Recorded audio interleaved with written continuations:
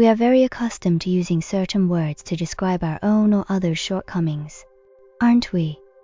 But have you ever stopped to consider if we truly understand the genuine power behind these words we constantly use? What if I told you that the meaning of what we consider to be our biggest flaws is fundamentally different from what we think? Today, let us embark on a journey of discovery.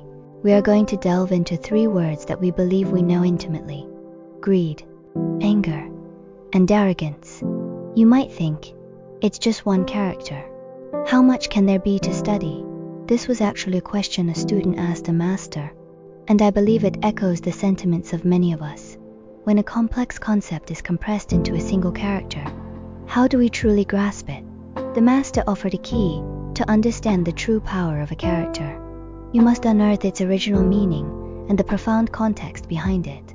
So, that is what we will do today. Return to the source. See how the ancients understood these words, and excavate the deep wisdom that may have been forgotten. Let's begin. 1. Greed, the essence of corruption. This character seems straightforward, right?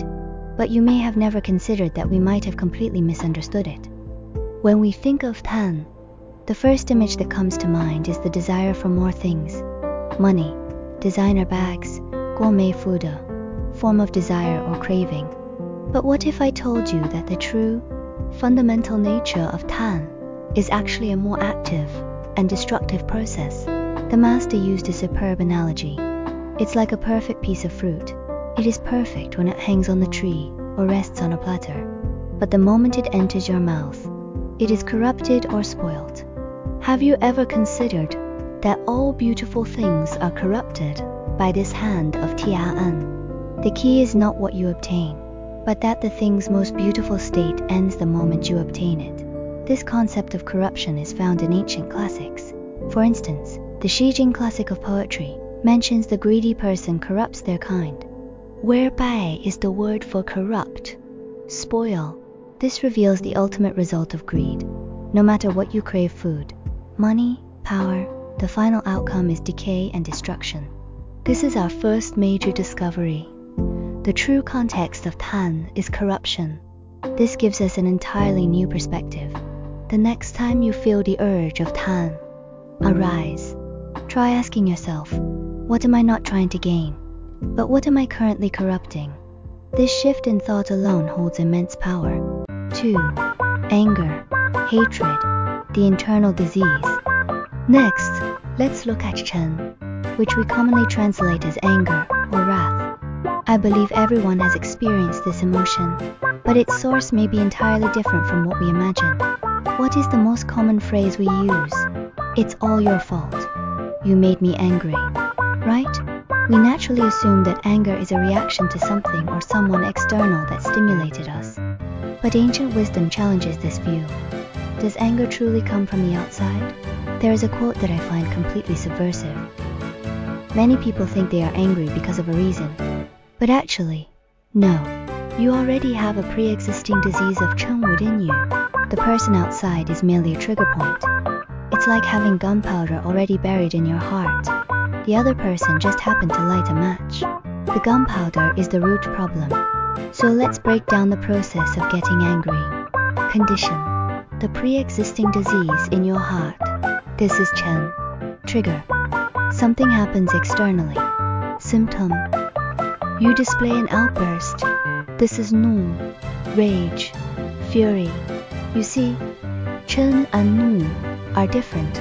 Chen is the root cause, and Nu is the symptom of the attack. The root of the problem is never the trigger. It is always whether or not we are carrying that disease in our own hearts.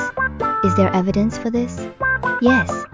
Look at stories like the patient's immortal, who was cut piece by the king, but felt absolutely no anger in his heart. Or the sixth patriarch, Huineng, who was chased by hunters yet treated them as good friends, helping him with his cultivation. These stories tell us the same thing. If you do not have the root disease of Chen in your heart, no matter how extreme the provocation, the symptom of Nu will simply not manifest. The root cause is 100% within ourselves. This is our second shockwave of the day. The ancient form of Chen is connected to the character Tian. which includes the meaning of 本座, the original source or origin. This tells us that the source of all emotion starts with you. Anger is never given to you by someone else. It is something you have already prepared in your own heart. 3. Arrogance, conceit, the gradual degeneration.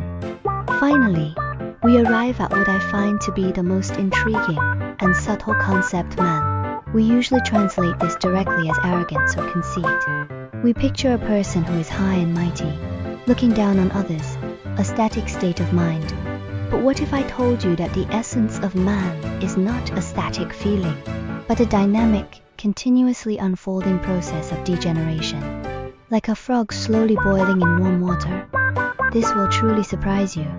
If we look up Shuo and Jizi explaining and analyzing characters, the original meaning of man is surprisingly not pride, but 多言, which means laziness or degeneracy, falling. Wow, isn't that a complete inversion?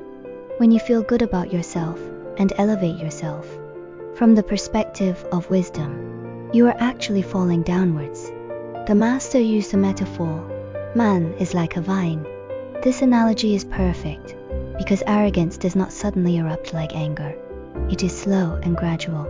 It grows a little bit at a time, without you even noticing. Every time you indulge yourself, every time you secretly fantasize in your mind about how great you are, that vine climbs up a little further. Now, let's use this new perspective of degeneracy to look at some common behaviors in our lives that are fundamentally arrogance. Are you ready? The answers may be very surprising. Being lenient with yourself, being too kind to yourself, too easily forgiving your own faults. This is man, because you are allowing yourself to degenerate. All talk, no action. Speaking eloquently, but never following through. This is also man, daydreaming about your own greatness, fantasizing in your mind about how powerful or amazing you are. This is man, the most stunning one. Even politely asking someone to grab you a bow leaf, the initial thought is to put yourself first and command others. It is, in essence, a form of man. So, we understand now, arrogance is far more than just feeling superior to others. Its essence is any behavior that puts oneself first. It is a very quiet, very slow, but very real process of degeneracy. Every time we indulge ourselves, we are feeding this downfall. Let's quickly review the truth of these 3 characters today. The essence of Tan is not desire, but corruption, decay. The source of Chen is not others, but the internal disease in oneself. The truth of man is not haughtiness, but a slow process of degeneration. You see, what we did today was not just learning definitions. It was learning a method, a way to see ourselves and the world more clearly. It gave us a key to unlock the door of deeper self-awareness and completely change how we view our own actions and emotions. So, I will leave you with one question to ponder. Now that you can see the true meaning behind these words, what other words that we use every day have we been fundamentally wrong about? How much more remains unseen?